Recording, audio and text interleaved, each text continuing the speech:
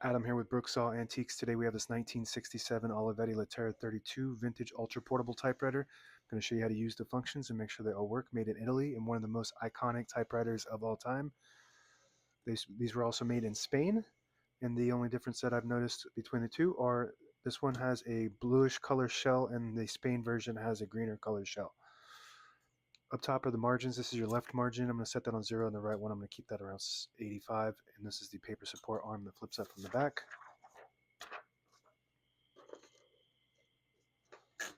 And this is the paper bale that sits on top. It's got 2 adjustable rollers and a scale. I'll hold the page down nice and tight.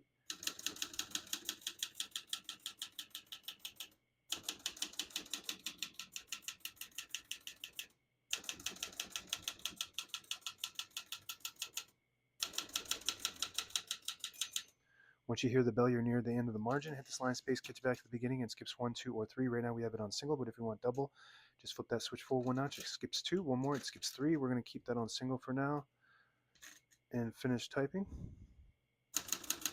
And as you can see, all the keys type nice and none of them skip or stick. I'll type a sentence in red on the next line and switch from black to red. There's a switch on the right side. Flip that down to the red indicator. It prints the bottom portion of the ribbon, which is red. When you have it in the middle, it doesn't print any ink at all. It just leaves a stencil for copying purposes. When you have it all the way up top, it prints the top portion of the ribbon, which is black. We're going to move that down for red.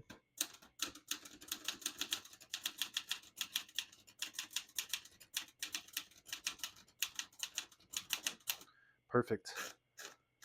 This is the most modern feeling typewriter that I have ever used, and I've used most typewriters that are not electric.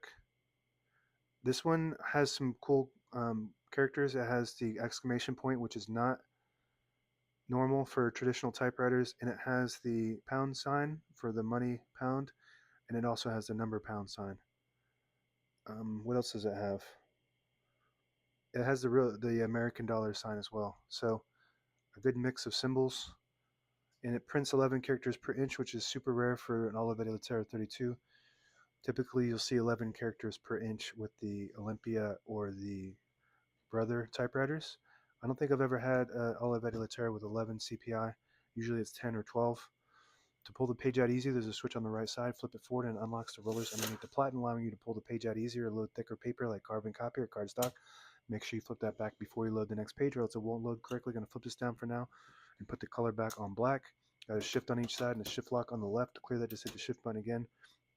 And again, everything on the keyboard is super light. Pretty much the entire typewriter is as light as it gets when it comes to typewriters. Backspace on the right side. It's light and smooth and powerful. It's kind of unique, very unique, excellent typewriter all around.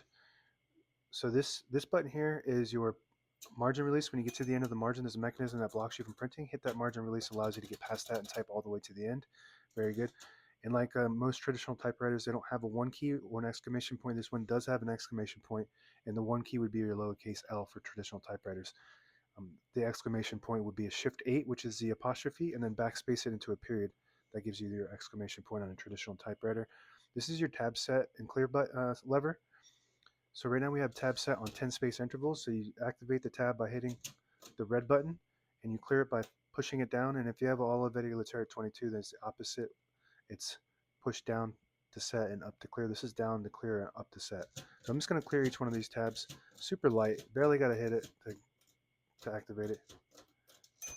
Good drag. So I'm going to set one somewhere. So they're all cleared now since I cleared them all one by one. But I always like to set one somewhere in the middle, so I'm just going to set one right there. So that way when you hit the tab button, it doesn't go slamming all the way to the end, causing wear and tear on your typewriter. Very good. The hood pops up from the front and it hooks in from the back. You want to be careful with these. These will break off because it's cast iron. So it's very durable, but it does break like glass. All the brand new ribbons loaded on the left side, so it's pulling to the right. And if you want to switch that direction, there's a little lever behind the either spool and just move it towards the middle on the side you want it to go to. It'll pull to that side. And that's meant to catch on the eyelet at the end of the ribbon and pull it to the side it needs to go to when it gets to the end. And if you don't have eyelets at the end of your ribbon, which is a little metal piece, then you can tie a knot and it should catch that. But we want it to come to this side. Very good. This is your touch control. Very inconspicuous. A lot of people might not even notice that it's there. But this is very important for this typewriter because it's such a light touch that you do want to figure this out and play with that to gauge what your preference is. for me on this light touch typewriter, I'm not a touch typewriter, I'm not a writer. So I hit with one, and I think it'd be easier to have it on high touch control because you'd make less mistakes. Just accidentally hit the wrong key and that thing will print if you barely hit it on this one. And this just locks in from the back like this. It snaps down on the front. Carriage, this is very touchy. Everything is very touchy. This accidentally always gets triggered and it locks the carriage in the middle. So you'll be typing, say it's locked, you'll be typing and get to the middle and it locks on you. So if I had that, that would drive me nuts. I'd take that off. But that's good to have it when you have it in a case. It doesn't bang around, causing internal damage to your typewriter. To unlock it, just lift it up. Very good. Carriage release on both sides. Smooth and light, just like the rest of the typewriter. Carriage release on this side as well. Very good. If you push the button at the end of the knob, it disables the spacing so you can get to an exact spot on the page. You let it go, you get the clicks.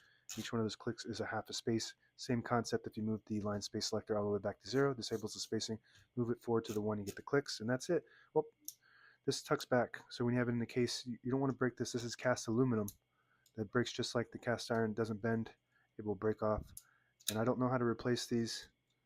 These have, I don't know if they're meant to be replaced. You just have to replace either the whole carriage or this whole section, which is not easy to do. It's not an easy replacement, so you want to protect that. And that's it. Now available on eBay or Etsy. Search Brooksaw Antiques.